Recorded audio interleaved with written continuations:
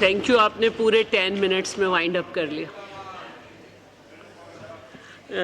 مولانا فضل الرحمان صاحب کا مائک آن کیجیے.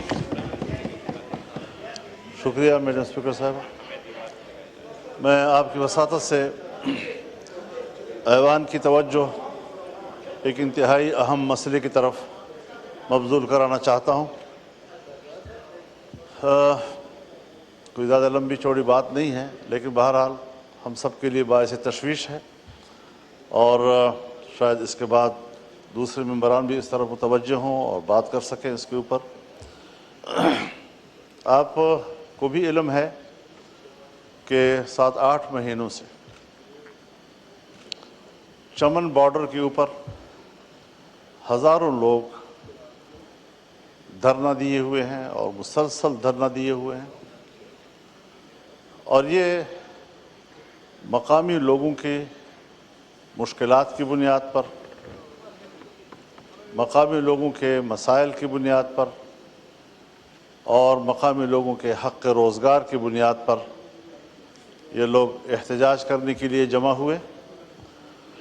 اور بجائے اس کے کہ حکومت اس ذمہ داری کو محسوس کرتی اور حکومت اقدام کرتی، حکومت جا کر ان لوگوں سے بات کرتی، لیکن ایسا نہیں ہوا. اور آج جو خبریں آ رہی ہیں کہ باقاعدہ ہمارے فورسز نے، ملٹری نے، ایف سی نے ان پر حملہ کر دیا ہے، اور اس وقت گلی کوچوں میں بھی جنگ ہو رہی ہے. مکانات پہ لوگ چڑھ چکے ہیں، فائرنگ کا تبادلہ بھی ہو رہا ہے. اموات کی خبر ابھی نہیں آئی، لیکن بہرحال زخمیوں کی خبریں آئی ہیں، اور راستے مختلف اطراف سے بند ہو رہے ہیں. یہ صورتحال صرف چمن بارڈر کی نہیں ہے، پورے افغانستان کے بارڈر پر مشکلات پیدا ہو رہی ہیں. انگور اڈہ جو جنوبی وزیرستان کا آخری شہر ہے، وہاں پر بھی لوگ دھرنا دیے ہوئے ہیں، اور صورتحال بالکل اسی طرح آگے بڑھ رہی ہے کہ سرحد پر قبائل اور پاکستان کی ریاست اور ان کے ادارے آپس میں تصادم کی طرف جا رہے ہیں. شمالی وزیرستان سے جب میران شاہ سے آگے غلام خان جو ہمارا آخری سرحدی شہر ہے، وہاں پر بھی عوام کی صورتحال اس طرح بگڑتی چلی جا رہی ہے. جمرود کے مقام پر تورخم پر بھی صورتحال اسی طرح بنتی چلی جا رہی ہے، کیونکہ مسائل کی نوعیت ایک ہے، مشکلات کی نوعیت ہی ایک ہے.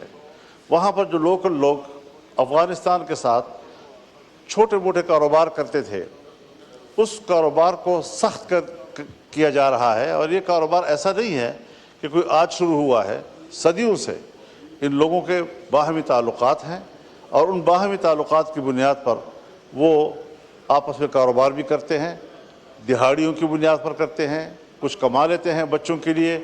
آج آپ نے وہاں پر بھی پابندیاں لگا دی، اور ان کو آپ کہہ رہے ہیں کہ آپ پاسپورٹ بھی بنائیں، آپ ویزا بھی لیں، اور آپ کو 10 دفعہ جانا پڑے اور 20 دفعہ جانا پڑے، اور کوئی ایک ٹوکرا اٹھا کر وہاں سے آپ لائیں تب بھی آپ کو وہاں پر اسٹیمپ لگانا ہوگا. اس طرح کی مشکلات یہاں اس قبائلی ماحول میں آج تک کسی نے بھی پیدا کی ہے تو وہ کامیاب نہیں ہو سکی ہیں. مجھے یاد ہے جنرل ایوب خان کے زمانے میں بھی کچھ اس طرح کی پابندیاں لگی تھیں، لیکن وہ ناکام ہو گئیں. بعد میں بھی اس قسم کے، اور پھر جنرل ضیاء الحق صاحب کے زمانے میں تو آپ نے صرف سرحد ہی ختم کر دی تھی، مکمل دور میں سرحد رہی ہی نہیں وہاں پر. اور پھر آج آپ دوبارہ اس طرف جا رہے ہیں کہ مشکلات پیدا ہوں. تو ایک تو اس حوالے سے ہمارے پڑوسی ممالک جو ہیں ان کے ساتھ تعلقات کی بہتری کا راستہ یہ نہیں ہے، ان کے ساتھ بھی ہمارے تعلقات میں تلخی آ رہی ہے، شدت آ رہی ہے، اور ہم انتہائی غیر ذمہ دارانہ انداز کے ساتھ آگے بڑھ رہے ہیں. قوم کو ہم خدا جانے کیا سنا رہے ہیں، اور کیا اپنا موقف اس طرح پاک صاف اور شفاف کہ زمزم سے دھلا ہوا موقف قوم کے سامنے پیش کر رہے ہیں کہ ہم تو بالکل بے گناہ ہیں، ہمارے ساتھ تو بڑی زیادتی ہو رہی ہے. حالانکہ حقائق ایسے نہیں ہیں. میں یہ ڈیمانڈ کروں گا کہ پارلیمنٹ کی یا قومی اسمبلی کی ایک کمیٹی بنائی جائے، اور وہ اسپیکر کی سربراہی میں ہو، وہ جائے وہاں پر لوگوں سے بات کرے، پوری ذمہ داری کے ساتھ بات کرے، اور پوری رپورٹ اسمبلی میں لائیں، اور آپ سے براہ راست ایک گزارش یہ ہے کہ آپ ابھی ہدایات دیں وزارت داخلہ کو کہ وہ وہاں کی تازہ صورتحال کے بارے میں پارلیمنٹ کو آگاہ کریں۔